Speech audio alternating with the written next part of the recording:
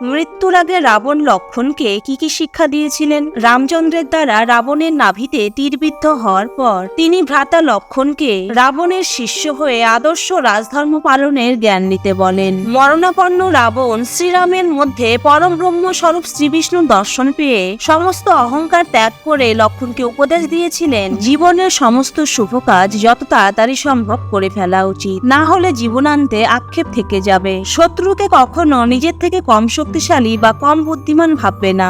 জীবনের সমস্ত প্রকার অহংকার ত্যাগ করবে। অহংকার পরম জ্ঞানী ব্যক্তির চোখে পর্দা দিয়ে রাখে। এই কারণে আমি পরম ব্রহ্ম শ্রীবিষ্ণুর অবতার শ্রীরামের স্মরণে আসতে দেরি করেছি। জগৎ সংসারের সমস্ত জ্ঞান থাকা সত্ত্বেও আজ আমি ধরাশায়ী হয়ে আছি। প্রভুর চরণ সামনে থাকা সত্ত্বেও আজ আমি স্পর্শ করতে পারছি না। কাউকে কোনো দিন জীবনের রহস্য বলবে না, তা তোমার যত বড় আপন হোক না কেন। বন্ধুরা, এমন ভিডিও দেখতে চ্যানেলটি সাবস্ক্রাইব করে সাপোর্ট করুন। Thank you.